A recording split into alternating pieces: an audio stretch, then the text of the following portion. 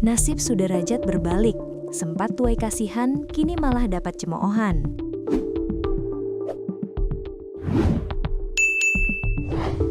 Sudarajat, 49 tahun, penjual es gabus keliling yang sempat menuai simpati dan kasihan, kini malah dapat cemoohan. Sudarajat viral setelah sempat dituduh menjual es gabus berbahan spons. Tuduhan itu datang dari dua aparat yang menginterogasinya soal es gabus yang ia jual. Dua aparat itu menuduh Sudarajat menjual es gabus yang mengandung bahan berbahaya. Namun, tuduhan itu tak terbukti, sebab berdasarkan hasil uji laboratorium, es gabus yang dijual Sudarajat layak dikonsumsi. Pasca kejadian itu, Sudarajat mendapat banyak simpati dari publik. Namun tak lama berselang, ia justru menuai cemoohan. Warga desa Rawapanjang, Kecamatan Bojonggede, Kabupaten Bogor, Jawa Barat itu kini disorot terkait klaim bantuan dan tempat tinggalnya. Camat Bojonggede, Teni Ramdhani mengungkap kondisi terkini Sudarajat. Pedagang es gabus itu kembali menuai sorotan setelah bertemu Gubernur Jawa Barat Deddy Mulyadi.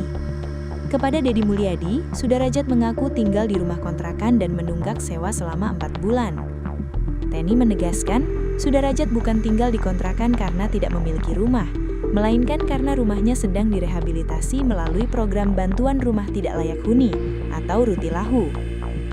Dari hasil asesmen, Pak Sudarajat sebagai warga kategori miskin, dia memang punya rumah sendiri.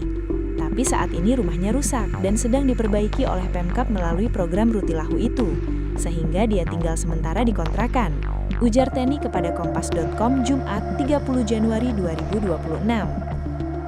Teni menjelaskan, proses rehabilitasi rumah Sudarajat mulai berjalan sejak Desember 2025. Ditambah lagi, rumah tersebut juga sempat roboh akibat bencana hujan dan angin kencang awal tahun 2026. Sejak saat itu, kata Teni, Sudarajat bersama keluarganya tidak lagi menempati rumahnya sendiri.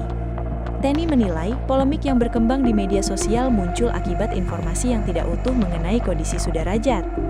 Di tengah cemoohan publik dan beredarnya berbagai rumor kebohongan, Teni menyebut hasil asesmen lintas instansi menemukan indikasi disabilitas pada Sudarajat dan istrinya. Kondisi itu diduga berkaitan dengan gangguan mental pasca trauma, sehingga kemampuan komunikasi verbal keduanya cukup terbatas.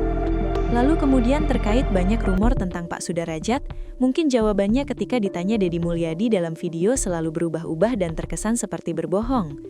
Hasil dari asesmen kami, itu terdapat indikasi disabilitas, baik pada Pak Sudarajat maupun istrinya. Apalagi kondisi istrinya bahkan terlihat lebih parah, sambungnya. Ia menambahkan, keterangan dari ketua rukun tetangga dan rukun warga setempat juga menunjukkan adanya keterbelakangan secara psikologis dan mental pada Sudarajat. Kondisi itu diduga sudah ada sebelumnya dan diperparah oleh tekanan trauma setelah difitnah aparat. Ditambah lagi banyak orang yang mendatangi rumahnya. Kami baru bicara indikasi ya, tapi yang terlihat jelas itu istrinya. Bahkan Sudarajat pun ketika diajak komunikasi oleh ketua RT dan RW di lingkungan sekitarnya, terindikasi ada keterbelakangan secara psikologis dan mental. Jadi Pak Sudarajat itu memiliki disabilitas dan memerlukan perhatian khusus memang, serta tekanan setelah kejadian trauma dan banyaknya orang datang ke rumah saat itu, gak terbiasa ketemu orang banyak, bebernya.